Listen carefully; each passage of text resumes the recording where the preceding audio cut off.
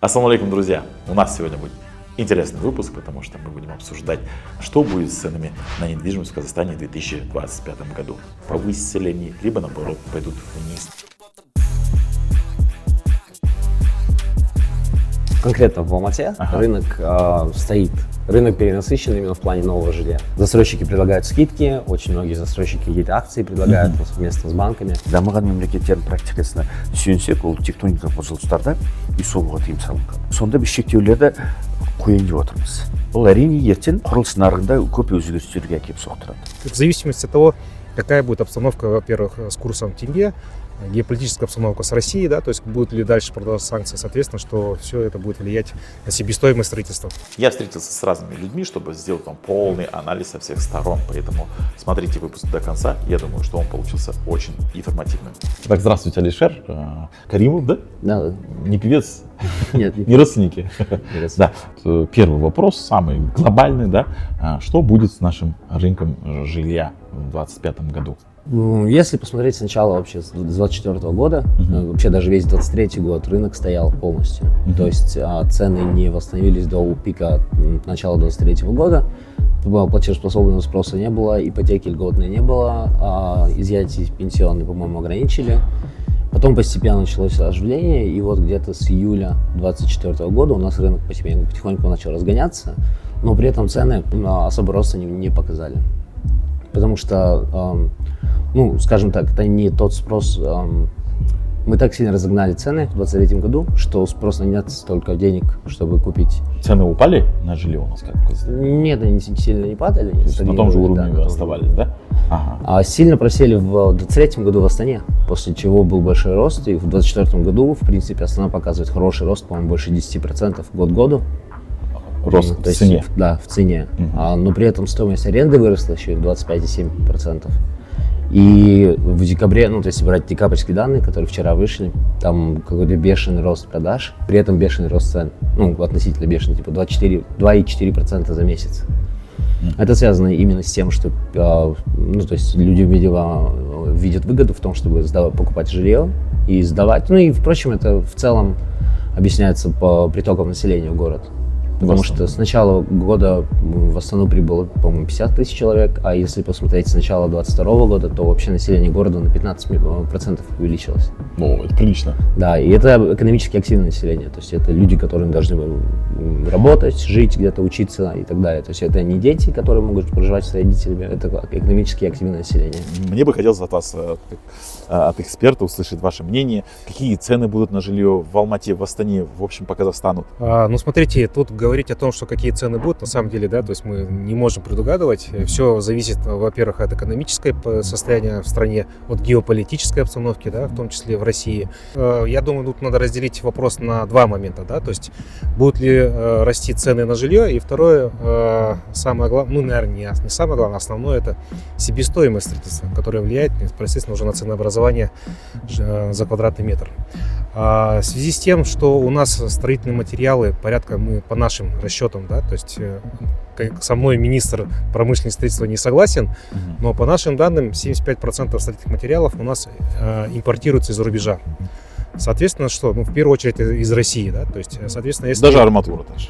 Да, говорят, что арматура производится в Казахстане, но производится, во-первых, не в том количестве и не тот сортамент, да, который нам необходим для строительства жилых домов. Не то качество. И не то качество, да, то есть, соответственно, что мы покупаем, основные все строительные компании покупают российскую арматуру. Если вы видите, да, в последнее время, если вдруг рубль чихнул в России, да, то есть казахстанский тенге кашляет одновременно, да, то есть на следующий день. Соответственно, если будет проседать тенге, то, соответственно, что строительные материалы будут дорожать. Да, то есть и тут уже ни к чему, то есть это в зависимости от того, какая будет обстановка, во-первых, с курсом тенге, геополитическая обстановка с Россией, да, то есть будут ли дальше продолжаться санкции, соответственно, что все это будет влиять на себестоимость строительства. То есть, получается, не только к рублю, то есть в основном это к доллару привязано, правильно? Доллар, да, то есть мы, конечно, там покупаем, смотрите, покупаем и в долларах, юанях покупаем. Мы же потому что не только с Россией, то есть это Китай, это Турция, это Россия, то есть основные, да? Основные, то есть, хорошо, металл это все-таки Россия. Да, металл это Россия. Если брать какие-то там лифты, это Китай. Да, Россия это дерево, деревянные какие-то изделия, и Турция, в том числе Иран, в том числе, да, то есть на все это влияет. Это все влияет будет на себестоимость. Соответственно, если будет расти себестоимость, то понятно, что застройщики, они не альтруисты, они должны будут зарабатывать, соответственно, будут делать наценку на ту себестоимость, которая будет у них фактически появляться. Второй вопрос, будут ли покупать квартиры по той цене, которую будут застройщики выдавать. То есть покупательная способность. Покупательская способность, от этого много что зависит, в том числе и закредитованность населения, да, то есть смогут ли они покупать квартиры. Потому что, самое, наверное, сложное, что сделать при покупке квартиры, это набрать первоначальный взнос. А тем более заплатить за 100% за квартиру, это практически могут сейчас позволить себе немногие. Да? То есть, это люди, у которых с деньгами все в порядке. Если говорить про основную массу населения, то естественно, что тут будет зависеть, смогут ли они накопить на первоначальный взнос, и тут уже будут зависеть от такого банка, наверное, скорее всего, от Басыбанк, какие программы он будет предоставлять. Енді біз қазір парламент мәжілісінде біраз маңызды заңдарды қазір қарап отырмыз. Кейбіреулер бірінші оқылымнан өтті. Сол әсіресе мынау құрылыс саласында екі маңызды заң жоба. Біреу құрылыс кодексінің жобасы, екіншісі мынау құрылысқа үлесті қатысу туралы заң жоба. Мына енді құрылыс кодексінің өзінде маңызды мынау поправкаларымызды дайындап отырмыз. Көбінесе бұл құрылыс компанияларының жауапкершілігін біз күшейтіп отырмыз. Мынау Алматы қаласында 27-ге жуық тектоникалық бұзылыстар бар. Дамыған мемлекеттердің практикасына сүйенсек, ол тектоникалық бұзылыстарда үй соғуға тыйым салынған. Бізде сонда біз шектеулерді қояйын деп отырмыз. Бұл әрине ертең құрылыс нарығында көп өзгерістерге әкеліп соқтырады. Алматы қаласының ерекше мәртебесі туралы заңға біз кіріп, ГАСК дейді ғой. Құрылысты қадағалау саласының мемлекеттік органға біз әрбір құрылыс объектісіне именно сейсма қауіптілікті тексеру мәселесі бойынша тексеруге мүмкіндік беріп отырмыз. Бұрын бұл заңдарда бұндай нәрсе болған жоқ. Келіп тексере алмайтын өздері. ГАСК бостан-бос тексере алмайтын негіз болу керек. Тағы үлестік құрылысқа қатысу туралы заң жобасы бар бізде. Ол заң жоба аясында үлестік долевое строительство. Долевое строительство. Ол жерде біз мысалы брондау, квартираны брондау шарты, алдын ала бекіту шарты, келісім шарттар сияқты келісім шарттарды тоқтатамыз. Енді құрылыс компанияларының басты мақсаты не? Квартираларын сату ғой. Мүмкіндігінше алдауға тырысады. Бізде тек қана үлестік қатысу туралы шарт бар. Ал құрылыс компаниялары, кейбір құрылыс компаниялары бұлар қолыққа барады. Енді азаматтар не? Заң білімі жоқ. Бірақ та брондау шартын бекітеді, өзінің жинаған терген, тырнақтап жинаған терген ақшасын бірақ та құрылыс компаниясына құяды. Брондау шарты, ол егер ертең ол құрылыс компаниясы ол объекттен соға ала ма, соға алмай ма? Оның рұқсаты бар ма, жоқ па? Мүмкін ертең бас жоспарға қарама қайшы, ПДП-ға қарама қайшы соғып жатқан шығар. Мүмкін жерге тиісті құқығы жоқ шығар.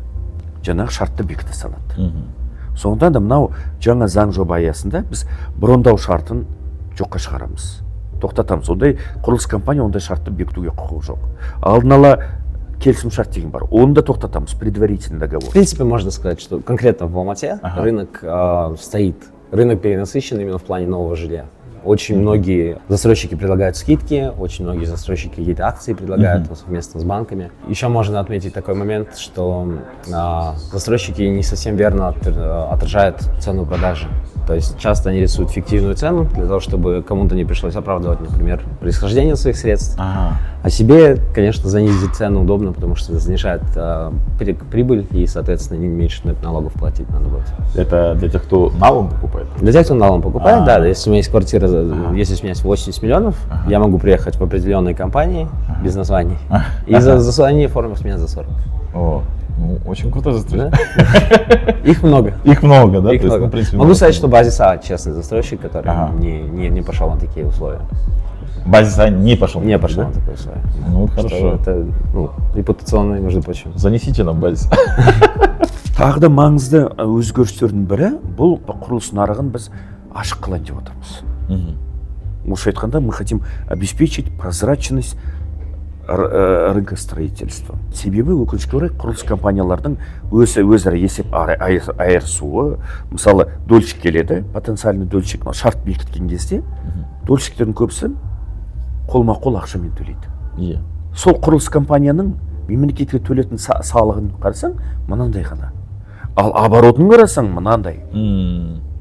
Содан мемлекеттік бюджет жаңылып отырады. Вывод болады. Капиталдардың жартысын шетелге аударып отырады құрылыс компаниялары. Бізде миллиардтаған қаражаттар не үшін шетелге кетіп отыр дейсіз? Себебі құрылыс компаниялар кейбіреулері специально салықты аз төлеу үшін, салықты шетелге жіберу үшін мүмкіндігінше қолма-қол ақшамен айырысуға тырысады. Біз депутаттық топпен безналичный расчет, бұл яғни фискальдық чекпен, банковский переводпен жаңағы барлық төлемақылар төленуі тиіс. Дольщик егер квартира алғысы келе ма, договор долевой участиемен шарт бекіткісі келе ма, банкке барсын. Банкке барып, банкте ақшасын төлесін. Ол банкте барлық ізі қалады. Қанша қалды? Қашан, қанша төледі, қанша банк аударды анау құрылыс компаниясына, сөйтіп АФМ-ді тексере алады, налоговый комитет ДГД-ді тексере алады, сөйтіп құрылыс компаниясы бір сөзбен қанша салық төлемей жатқанын анықтауға болады. Қанша табыс тауып жатқанын анықтауға болады. Бірақ ең өкініштісі бұл жерде біздің депутаттық ұсынысымызды үкімет қабылдамады. Үкіметтің позициясы және ұлттық банктың позициясы қандай?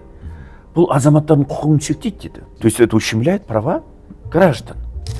Я вот слышал то, что сейчас Жилстрой запускает новую ипотеку, 10%, да, первоначальный взнос, это очень хорошая новость.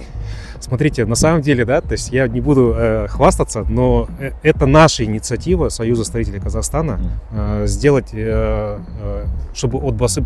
Мы понимаем, что государство не всегда слышит, да, или квазигосударственные структуры, такие как от БАСИ-банк, да, поэтому мы, как Союз строителей Казахстана, попытались выстроить диалог. И Лизат Еркеновна, да, председатель правления от БАСИ-банка, я лично персонально вот буквально с ней там пару месяцев назад встречался у нее в кабинете, и мы предложили: ребята, давайте, если застройщик строит чистовой отделки, чтобы был первоначальный взнос 10%, еще и процентная ставка ниже. С процентной ставкой с нами не согласились, потому что там еще Нацбанк участвует, но первоначальный взнос согласились снизить, и правительство поддержало от БАСИ-банк, и вот уже буквально 16 декабря, в полном объеме уже с 1 января, эта ипотека работает. Это ипотека на УРЫС.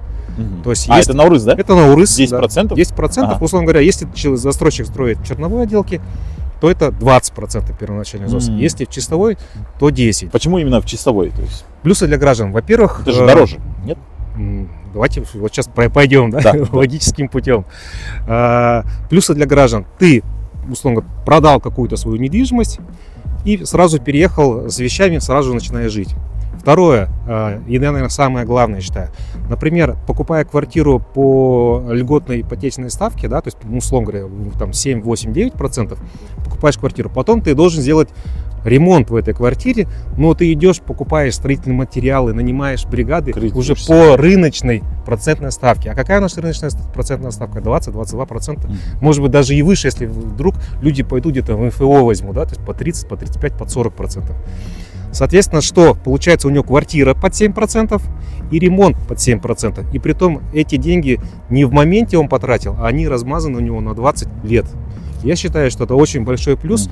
И на самом деле мировая практика показывает, что, возьмем там Дубай, да, то есть Америку, Европу, там никто уже не строит черновые отделки, да, то есть я считаю, что наступил момент роста наших застройщиков, девелоперов, чтобы уже строить не в черновой отделке, а в чистовой отделке, и чтобы люди просто взяли, условно говоря, курпешку, заехали и стали жить. Там какая процентная ставка будет? Там сейчас, я не помню, она, во-первых, плавающая, да, то есть там первоначально, насколько помню, 9%, она на понижение пойдет потом. По сумме кредита есть, допустим, ограничение там до 30 миллионов, до 40, до 50? До 30 миллионов, вот. Понятно, что отделка строительными компаниями, она тоже стоит денег, да, но, как говорится, надо же выстраивать диалог. Я думаю, что мы позднее можем все-таки донести до БАСИ-банка, что эту максимальную кредит надо будет эту сумму увеличивать, да, то есть потому что, ну, хотя бы, ну, условно, на сумму отделки, да, то есть там, условно, 35-40 миллионов, чтобы это было выше. С отделочек, квартира с отделкой. 30 миллионов это на квартиру, там на ремонт отдельно не будет закладываться, это общая сумма. Да, правильно? да, да. То есть количество введенного жилья в Алмате будет сокращаться. Это связано и с новыми правилами застройки, и с какими-то там разрешительными моментами. Но предложение жилья в Алмате будет меньше. То есть, в принципе, в Алмате можно ожидать какого-то роста, но он не будет взрывным. Поэтому просто постепенно будем ждать, пока доходы населения догонят нынешние цены. Да. И для этого вот мы, например, используем индекс доступности жилья. И мы буквально взяли 2 работающих человека, взяли медианную зарплату. И вот если бы они не ели, не пили, ничего не тратили, копили только на квартиру, они сейчас могли бы купить ее, по-моему, за 5,2 года в среднем по стране. А это, ну, достаточно высокий показатель. Хотя вот когда мы задрали цены вот в 2023 году, показатель был, по-моему, до 6,5 что ли лет доходил. А реальный показатель доступности должен быть все-таки ниже 5. Сколько должен? Ну вот в 2020 у нас был самый минимум 4,8 лет.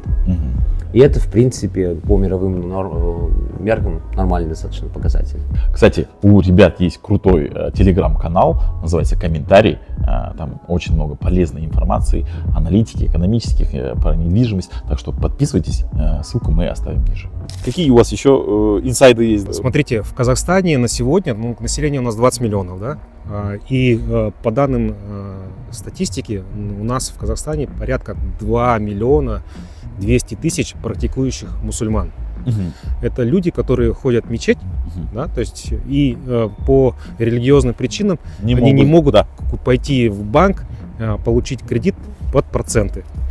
Сейчас Отбасы банк подписал с Союзом строителей Казахстана, да, и с агентством исламских финансов и бизнеса о том, что в следующем году появится исламская ипотека у Отбасы банка, которая позволит мусульманам Казахстана покупать квартиру, не нарушая религиозные какие-то требования. То есть халяльная ипотека? Халяльная ипотека, да. То есть она, в принципе, практикуется во всем исламском мире, да, в первую очередь в странах MENA, да, то есть арабских странах, да, но в Казахстане, учитывая, что у нас все-таки мусульманская страна, да, это никак не продвигается. И вот благодаря тому, что инициатива от Союза строителей Казахстана, и вот такая ипотека появится в ближайшее время. Там еще есть нюансы законодательные, над которыми сейчас Отбасы банк работает. И если вот эти все нюансы в ближайшее время смогут урегулировать, я думаю, что в ближайшие несколько месяцев эта ипотечная программа появится. И я думаю, что там не будет таких вот жестких условий, как было раньше. Надеюсь на это. Цены на недвижимость, они снижаются, просто снижаются. Потому что спроса нет. Да. В принципе, сейчас можно покупать. Можно, если для себя. Не как инвестицию, а если именно для себя. Да. В принципе, сейчас можно сказать, что выгодно, да, покупать. В принципе, да, можно считать, что рынок дна дошел, дна какого-то достиг, потому что, в принципе, люди не особо охотно снижают цены. И они будут упорно сидеть, пока там что-то не...